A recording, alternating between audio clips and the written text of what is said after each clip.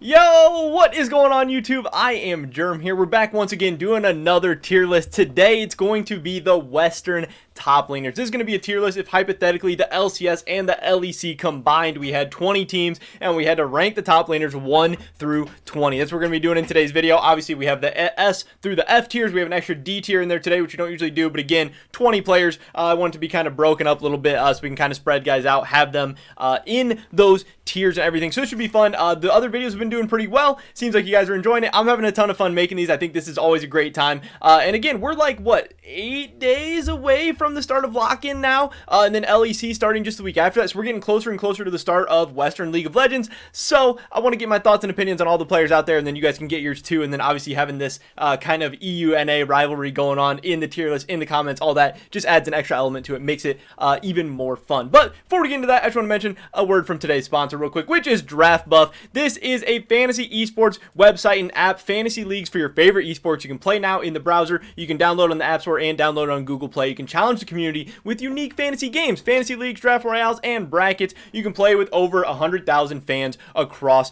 the world. It is an awesome experience. I've already done a few drafts on there. They've all gone flawlessly. It's super fun. The app's easy to use. The technology seems really good, and it has me excited to play some fantasy esports this season. If you guys are excited as well and want to try it out, check out the link in the description below for Draft Buff, and when you get signed up, use code IAMGERM. I would appreciate it a ton, and so would they. Shout out to Draft Buff. But with that being said, here we go, getting right into this, which again is the Western top laner tier list. This is going to be a fun one. Hopefully we get some good discussion surrounding this. So first up, we got Fate God, the new top laner for Dignitas. I'm really low on the Dignitas team overall. I don't really like a lot of things they're doing, and especially their solo laners, Fate God and Soligo. They're two young guys who I haven't really seen a lot of that would impress me. I've seen a little bit of both of them in Academy and in the LCS, and I'm not very excited for them. I think, especially in a league like this, they would both be towards the bottom. Fate God's F tier for me.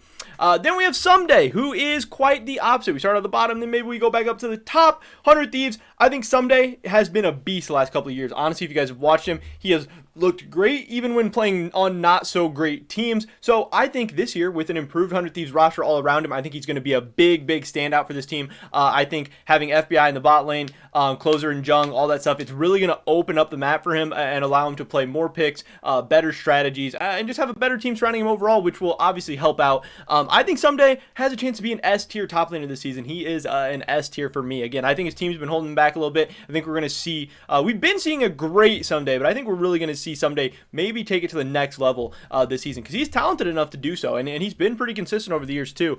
He can play carries, he can play tanks, he can really do it all. I think he's going to fit in great with this 100 Thieves team, with this new kind of revamped roster they've got. Next up, we got White Knight on Astralis. This guy, he's 24, so even though he doesn't have a ton of experience at the top levels and the top leagues and stuff, I'm still not really excited about him. Obviously, it's cool if he's getting a chance, and we'll see how that goes, but this whole Astralis team, if you guys have seen the roster, it doesn't look too exciting. It doesn't look like there's much to get hyped up about, and I'm not that excited for White Knight either. I love his name. I love that he has that going on for him. I followed him a lot. He plays a ton of picks and like solo queue and stuff. He's always like theory crafting, so I love checking out what he's doing, but I don't think it's going to translate to the LEC necessarily. He is F tier for me. Next up, we've got Fudge. Now, this guy was awesome in the LCS Academy last season. People are super hyped up for him. Cloud9 obviously got rid of Licorice to get some money for perks, but they felt confident enough in Fudge to kind of move on from Licorice, put Fudge in the main team, obviously a lot cheaper than Licorice, and they were able to use him now as a resident since the OPL are North American residents now. So that is very exciting. It's always great to have young up-and-coming talent, especially resident talent, that people are really excited for. That can really improve your roster with different options and stuff like that. So that is going to be exciting, but we will have to see how Fudge is going to do. Again, he's very hyped up. He was a beast in Academy, but we'll have to see how that translates to the LCS. I guess I would start out by putting him in like a low B tier, maybe even high C tier. I don't want to just kind of go off scrims or go off Academy or anything like that too much. I know he got to practice against Licorice a bunch. He got to scrim against Licorice all the time. Cloud9 obviously has good things to say about him, but I want to keep my expectations in order. I want some of these younger guys to prove it to me first, but I don't think low B tier. I don't think that should be too much, but we'll see what happens. Next up, we have Licorice, who, again, this guy has been a beast before. He's been an MVP caliber type player. in North America, and he was on that Cloud9 team that made it to the semifinals at World, so he has some of our best international experience. He has some of our best resident experience. He is a little bit up and down. Yes, he was very, very good in spring, like all of Cloud9 ones. He wasn't as good in the summer, just like really no one on Cloud9 was. He can play carries, he can play tanks, but he does some weird stuff sometimes. I don't know, he's just a little bit inconsistent, but when he's at his best, he's one of the best top laners in North America, one of the best in the West. I don't think he's quite S tier. I don't even know if he's high A tier, but I would definitely have him in like a mid A tier. I don't want to write him off too much just for the end of the summer split, the end of summer 2020. Because again, this guy's been good the last couple of years. He has a lot of talent and promise still, and I think that FlyQuest team is going to be an interesting one this year if all those pieces can come together. I like Licorice. I don't love him, but I think he's really solid. Also, the big thing to remember about this list is that top lane has historically been one of the weakest positions in the LEC. It's not that strong in North America either, but the LEC isn't as stacked in top lane as they are in some other positions like mid or like AD carry or something like that. So this is the one where the LCS might have a little bit of a chance actually, which they need to take advantage of. But next up we got Huni. This guy's going to be a C tier for me. He has all the talent in the world. Obviously, we've seen SKT Huni, we've seen Fnatic Huni. He's been everywhere, done everything. He's found ways to be successful in pretty much every league he's ever been in, but in North America he has been a little bit more unsuccessful, which is crazy because he's obviously done well in Korea, done well in Europe, maybe not done as well in North America. Maybe North America is the best, hardest league. Hey, I don't know, but this guy's been very, very inconsistent. Bjergsen thinks it's because he's been on bad teams. He thinks his teams have made him look bad, and he thinks he has the potential to be the best top laner in North America this year. I love him saying that. I love the confidence. It's hyping me up, but we got to see it first. Obviously, judging based off what we've seen of Huni in the past and just the big question mark that he is going into 2020, I really wouldn't feel comfortable putting him any higher in C tier. Maybe low B tier, but I'm going to have him in the C. Next up, we got Hyrit. I'm not sure exactly how you say this. This is the projected top laner for Misfits, but it could be Aggressivu too. I'm not sure exactly who they're going to be going with. I'm not really excited about either of these. I think the top side of the map for Misfits is going to be kind of weak. I think most of this team is going to be relying on Kaba and Vander popping off and seeing what they can do. You know, we'll see. I'm not super low on the Misfits top laners, but I'm not super excited either. They're kind of D tier for me, just kind of meh, and we'll see what happens. Maybe I'm sleeping on them a little bit. Next up, we have Revenge. This guy is an F tier for me. He's like a solo queue god, always puts up insane scores in solo queue, always super high rank, but I'm not very excited for him headed into the LCS. I don't think he's going to be doing very well. I have him as maybe even the worst top laner in North America. It's going to be close between him and Fake God. I'm really not excited for either one of those guys, but yeah, that's what I think there. Next up, we have Wonder. This guy's an easy S tier. I really think every player on G2 is easy S tier. The results have been putting up the last couple of years. The consistency that all of them have. They all have carry potential. They all have the potential to play so many different champions. Wonder can play carries, weak side. He can play supports. He can pull out the Janna, the Soraka. He can do it all.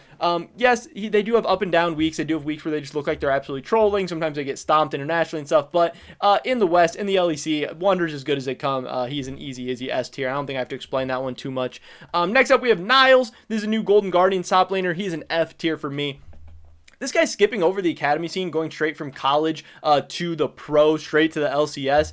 And I really think there is levels to this. I think it is tough to just skip over to academy, even if you're a beast in the collegiate scene. If he is able to come into the LCS and be great right away, that would be a great showing for the collegiate scene. It would legitimize the amateur scene more in North America. But North America has historically had, infrastructure problems with academy, with the lower leagues, with the amateur scene, with developing young talent. So I think we should be coming in with pretty tempered expectation with Niles. He's a big guy, big ego, talks a big game. We'll see if he can back it up. Golden Guardians doesn't look like the most exciting roster, doesn't look like the most talented roster. That's not going to do him any favors either. I'm going to start him off in the F tier for sure. Next up, let's talk about Finn. This guy is in the C tier for me. He's similar to Huni. He probably even had a little bit better season last year than Huni, but I do think he's less talented than Huni, so we'll see what happens. This guy was on Rogue. Rogue's an amazing team. They did really good in the LEC. They went to Worlds. They went 3-3, but a lot of the fingers in their losses were often pointed at Finn. Just for his consistency in the top lane, his champion pool in the top lane, and just his overall level of play in the top lane. It was not terrible. He just wasn't good, especially for a team that was trying to make it out of groups at Worlds, trying to compete for LEC titles. Finn is not not the worst player in the world, and he can definitely bounce back. He definitely has some talent and has shown flashes of being a great player before, but it didn't work out with Rogue. Maybe CLG will be a fresh start for him, but again, going from Rogue to CLG, pretty big step down, and that's not going to be helping him out either. We'll see. It's going to depend on what his attitude is, how inspired he is. Is that fire under his ass? Is he going to be ready to go, or is he discouraged? Is he going to come over, collect checks, or is he going to come over and just kind of fit into the LA lifestyle? We'll see what happens with him. But I think Finn could rebound this year, but I'm not like expecting him to massively rebound. But he's probably getting shit on a little too much, a little bit more than he deserves. Next up, we can talk about Cisgenda. This is the top laner for Vitality. This is one of the new young up-and-coming guys I'm a little bit excited for. People are actually hyping him up a little bit. I think he looks interesting. He could be pretty good. I'm actually going to move him up into the C tier. I haven't got to see him play a ton, but I've heard some very, very good things. The Vitality roster looks interesting. They have a bunch of real solid players, but nobody too crazy. I think they should be all right. I think Cisgenda is interesting. I hope he's able to come into the LEC and do well. Again, LEC does not have the best top lane pool, so there is maybe some more opportunities for young players to come up and succeed right away, but historically that hasn't been happening a lot either, so it's kind of tough back and forth. He is one of the guys that people seem to be hyping up more. People seem to be pretty excited about him, so hopefully he can come in and get something done. We'll see, but again, I'm going to keep my expectations in check a little bit, hopefully. Next up, we have Oduamne, who I have solidly in the B tier. Maybe you could move him up into A tier. Maybe some people think that. I think Oduamne is just very, very solid. I don't think he's amazing. I don't think he's going to like carry you internationally or anything, or probably not even carry you in any big games, but he's just an absolute rock. He's a veteran. He's been there, done that. And I honestly think he's a great fit into Rogue, because again, Rogue's having a very, very solid team everywhere else. Inspired, Larson, beast. Hansama was a beast. Vander was great. Trimby's coming in. Hopefully he'll be able to be good. But it's just a top lane where there's a big question mark, and they just need some consistency there. And I think Oduamne is going to come in and give them just that. He probably won't win you a ton of games by himself, but he probably won't lose you a ton of games by himself either. He has some talent. There is pop-off potential there, but there's some consistency issues and some questions, that'll have to answer as well. But I think he's a big pickup. I don't hate him. I don't love him. He's just B tier to me, a very, very solid high B tier. And if you put him in A, I wouldn't argue with you too much. Next up, we have Gen X, who, again, this is another guy that I just think is pretty meh.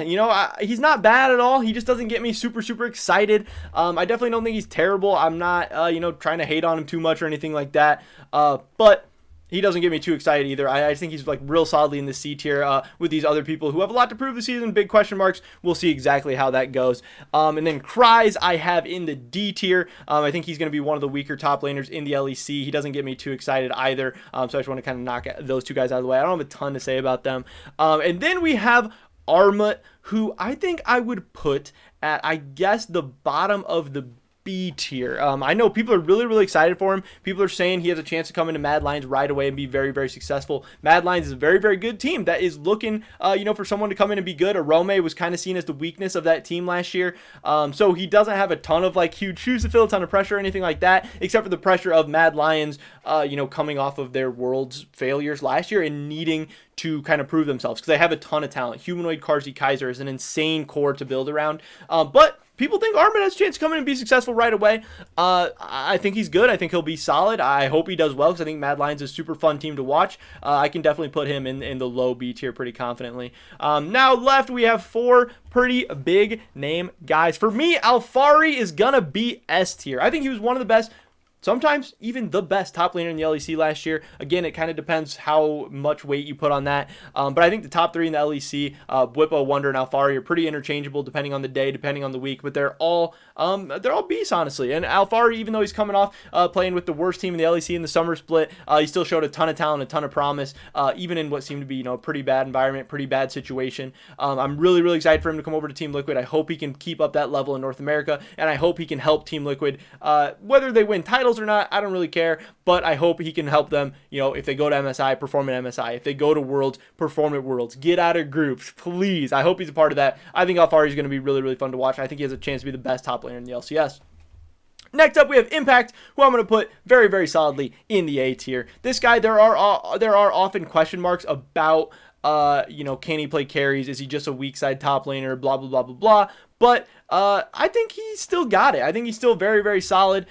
He was really good for Team Liquid at times last year. He was not so great at other times. But Team Liquid did not have that bad of a year, honestly. In the summer, obviously, they had the best record in the LCS. Then they went to Worlds. They went 3-3. They're one game from making it out. And that's not bad. You know, they finished pretty similarly to what Rogue did. And they were just very, very close. They started out Worlds very, very bad. But they bounced back and ended up pulling it all together. I don't necessarily think it was Impact's fault. Yes, he maybe is not SKT Impact anymore, but he is a very, very strong weak side top laner who can play tanks, who can be that rock for your team, but he also led the LCS in solo kills last year. So, you know, there is something there. Next up, we have Broken Blade, who I'm going to solidly put in the B tier. I think it'll be really, really interesting what he's able to do on Schalke next year. Obviously, he's going to be replacing Oduamne. There's going to be comparisons to those two guys all year, and they're going to be matched up against each other, and those matchups are going to be really, really fun. And I'm so curious to see who's going to get the best of those, because I've been asking everybody all the time, who's better between Broken Blade and Odo? Is Broken Blade going to be an upgrade over Odo or not? And it really seems, the community seems pretty split. Obviously, maybe some EU fans are a little bit more Odo, so NA fans are a little bit more Broken Blade. I'm not really sure, but they're both going to be European players next year. We'll see how that goes. I think these guys are very, very close in level, and I think their matchups are going to be a ton of fun. We'll have to see how that goes. But Broken Blade, you know, huge carry, pop off, huge personality, so much energy, so fun in content on the Rift, in the game. Always watching him. He's always doing something crazy. There is some consistency issues. There is some, can he play weak side? Can he play tanks? Does he know how to split push without getting caught out and just dying? Also, his CS numbers are pretty terrible, even with leads. That is one big thing, that he's not often generating like gold leads for himself, even when he is ahead, even in spots where he should kind of be carrying. But we'll see what happens. Maybe the EU coaching staffs and things can help him out a little bit, because it seems like players usually do better over in EU than in NA. But we'll see.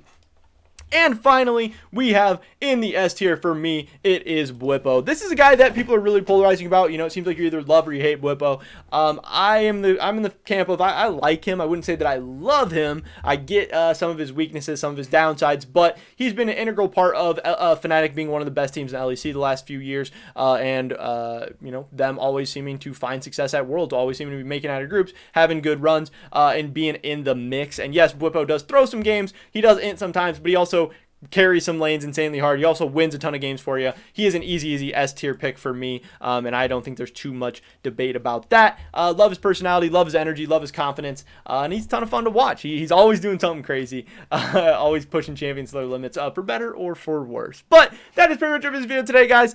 Here it is, my Western top laner tier list. This is what I think headed into the 2021 season, but I would love to hear what you guys think as well. Leave a comment down below, letting me know what you think I got right, what you think I got wrong, what would you change, and what does your tier list look like. Also, drop a like if you enjoyed this video. It helps me out a ton with the YouTube algorithm, getting my videos out to more and more people, because I want to grow. That's what we all want here. That would be amazing. Subscribe to stay up to date on all my latest content. Remember to check out Draft Buff. If you do, use code IamGerm. I would appreciate it a ton. So would they. Hopefully catch you guys in the next one. But until then, peace.